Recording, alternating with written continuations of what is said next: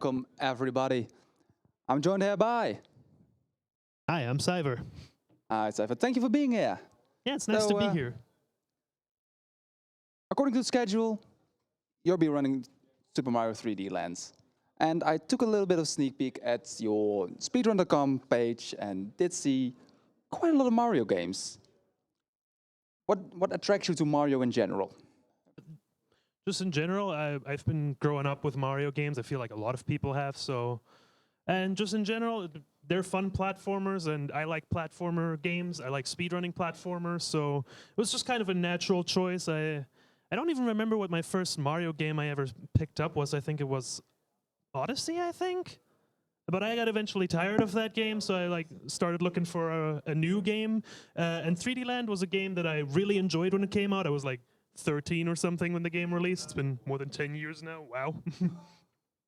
But yeah, it was a super fun game. I loved playing it, and it already had this little in-game timer in it that kept track of your best time. And I already kind of did some IL speedruns back in the day, just seeing for fun how low I can get that timer. So before I even knew about speedrunning, I was already kind of speedrunning that game. So it was just kind of a natural thing to pick up for me. All right, well, I'm being slid some plushies over here. Could you tell us what makes Super Mario 3D Land stand apart for those who don't know? Because I remember it as that game being somewhat revolutionary to a certain degree. So, you know, this concept of 8 worlds that the very old Mario games have. Super Mario 3D Land was actually the first game that took this into a 3D environment. And also, if you don't count the DS remake of Super Mario 64, it's actually the first 3D handheld Mario game. Well, thank you very much for that. And according to the category, you're not going to be running any percent, aren't you? You're not just going to be bursting through every world. You're not just going to run through everything. You've got something called special ending. Yes. What does that mean? So, why is it special? So most Mario runs will be get to World 8, beat the final level as fast as possible, but 3D Land doesn't end there. There's a lot more content in that game. So once you beat the final level in World 8, you actually unlock 8 additional worlds called the Special Worlds.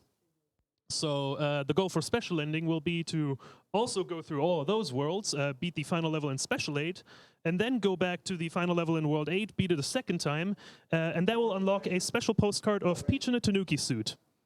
And that's your award for it, Peach in a Tanuki suit? Yes. So how many levels are you doing total then? I think it's... Ballpark is fine. About 90? 90 levels, with an average of... How many seconds would you say per level? It widely varies, of course. So there's some levels that are done pretty quickly, and then, of course, there are some auto-scrollers that we can't really go faster. But I think on average, it's about a minute to a minute and a half. All right. And, of course, for those who do know Mario, which is probably everyone. I'd hope so. Yeah. We all know Mario has a very, very wide variety of power-ups. And which is your favorite one? Not regarding speed or anything, just your favorite. Out of all of them? Yeah. There's a few that I quite enjoy. I don't think I can pick one favorite. Particularly the new Super Mario games introduced quite a lot of fun power-ups. For example, the propeller suit, the penguin suit, and actually a very old one from Super Mario Land 2, the carrot. That gave Mario little bunny ears that he can flap and then float, kind of like a predecessor to the Tanuki suit, if you think about it.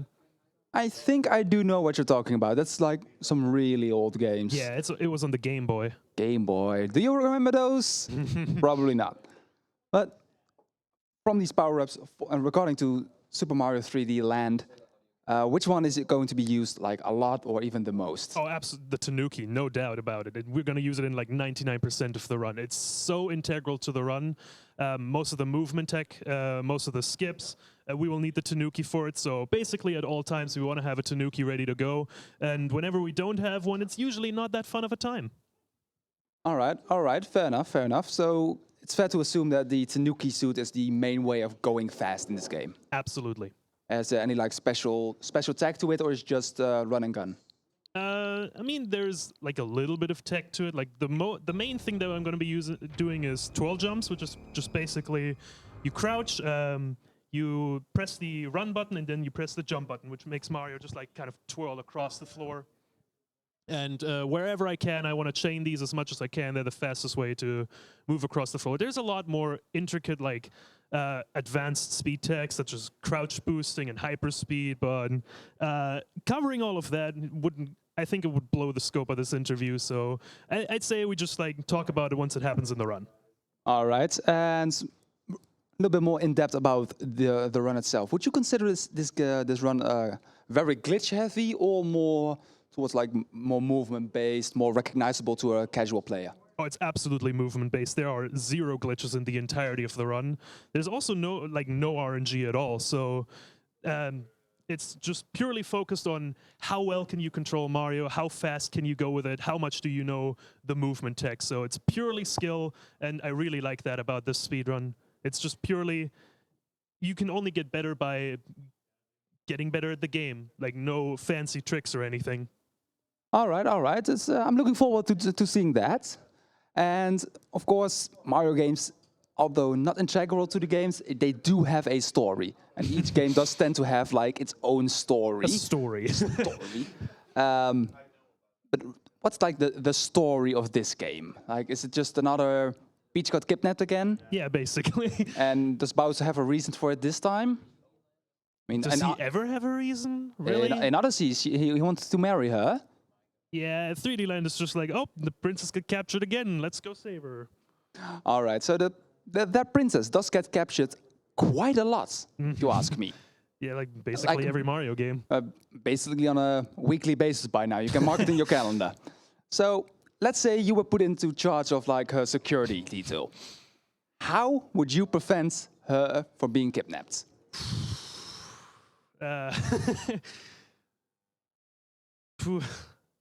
I mean, a lot of the times where we actually see her getting kidnapped, like sometimes we don't even see it and we just like get an information like, hey, princess is gone again, let's go rescue her. Like the few times that we see her get kidnapped, most of the time it's Mario and Luigi are right there. And Bowser and or his minions just show up and just snatch her right away in front of Mario.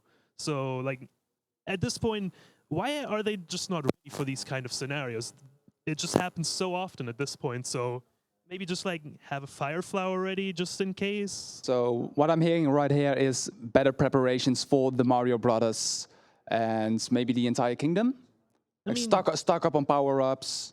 I mean, we don't know if just like any random toad in the Mushroom Kingdom can make use of power-ups. I mean, there is a toad that is a playable character in some of the games that can use power-ups, but I don't know if everyone can, but at least like have a few people with the princess, at least like a kind of a royal guard that should at least be ready for these situations because it happens so often. But then again, Bowser has already taken some extreme measures before, like that time in Super Mario Galaxy where he just ripped the entire castle out of the earth and just abducted it in a UFO.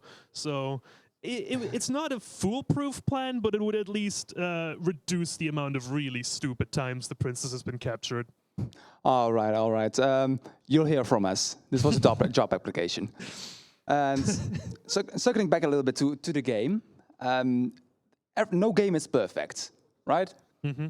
If you could change just one thing, no matter how big or small, what would you change?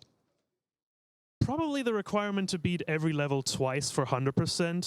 3D Land and 3D World can kind of have this weird and sick idea that you have to beat every stage with every character. In 3D Land, it's not that bad because you only have Mario and Luigi, but 3D World adds Peach, Toad, and Rosalina even, so you have to beat each level 5 times, which is just super tedious, and really the main reason why I prefer Special Ending over 100%, because 100% has a lot of that extra stuff. You just have to go back and beat every level twice. Yeah. So, yeah, Special Ending is, in a way, kind of like a Diet 100%. You still don't get to see quite every level, because I've rerouted quite a few things recently, so we actually get to skip a few levels. But the intended way to do Special Ending is basically play every level, get every star medal, and then beat the final level a second time to get that postcard, with 100%, you still have to get all the golden flagpoles and, you know, beat every level twice. So that's just super tedious, and I really don't see the reason why you'd have to do that, especially because the characters are so minimal in difference in 3D Land. All right, all right. So I've asked you everything I want to ask you. So while you're on camera, while the entire world is listening, would you like to say anything to anyone? I hope you're having a fun time with the event so far.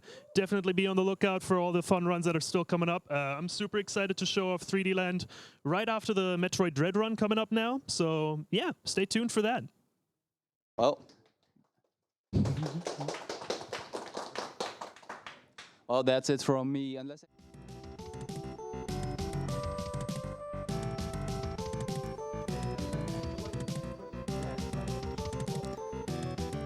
Thank you, Your Everyday Speedrunner. Hello, I'm Cruel. I get to take over for a little bit. I think we got cut off a little early there. Real quick, I got a €3 donation from Luna/12 saying, hello, Siver.